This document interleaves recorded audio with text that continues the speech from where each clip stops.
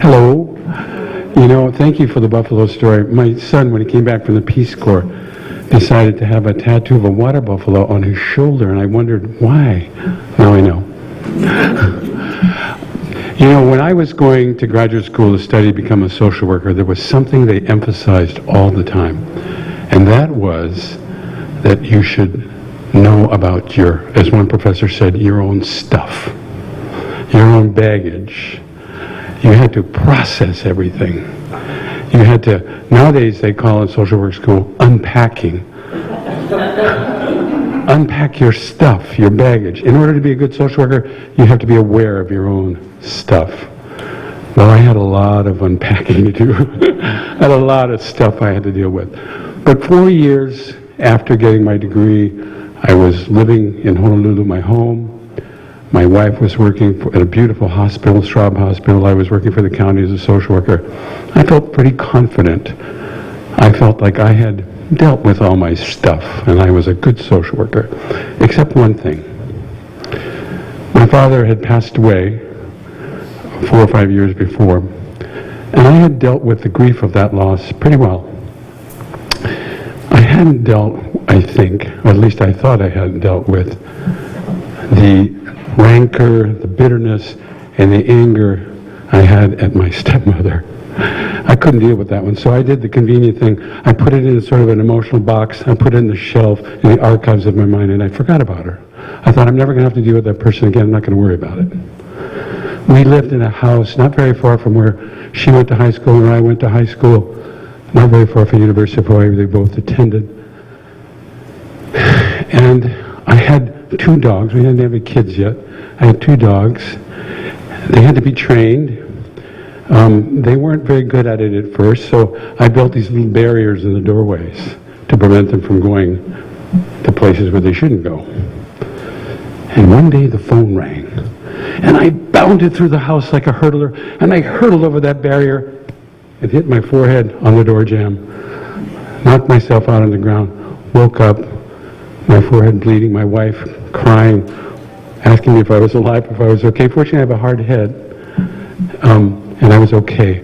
She took me to the emergency room. Took me to the emergency room at Straub Hospital where she worked. The person checked me in, had me sit down and said, your nurse will be with you very shortly.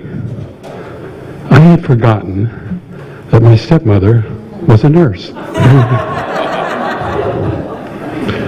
So when that familiar voice came to the curtain, opened the curtain and said, hello, Bobby, I knew immediately. Now, I had built her up to be in my mind that evil stepmother, Drusilla, the evil stepmother, all those, all into one. And so that's the voice that I heard. And she carried with her a tray of instruments. And I looked at the instruments. I immediately wanted to bolt. There was a scalpel. I swear my imagination went wild. The scissors, they looked like hedge clippers to me. The stitches in the pocket, they could be clotheslines. The hook that was supposed to stew in the stitches, it looked like a hook that you might hook a shark with. I was scared to death. I really wanted to bolt. I started standing up, and finally, Dr. Mayfield appeared and he said, everything okay in here? He calmed me down. And I said, I'm going to be here.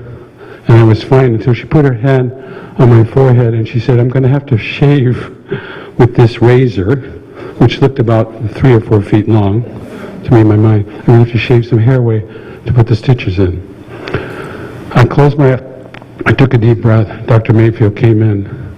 And you know what? The procedure went beautifully. It went well. She was reassuring. Dr. Mayfield was reassuring. I was fine.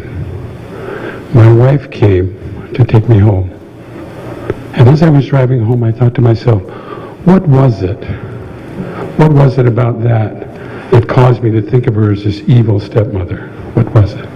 And I realized, how could it be that someone who loved my father so dearly, and who my father loved so dearly, how could it be that I thought of her as this evil person?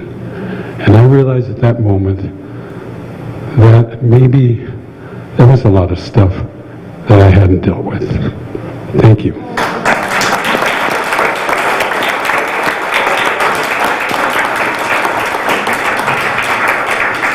Now, that is what I call a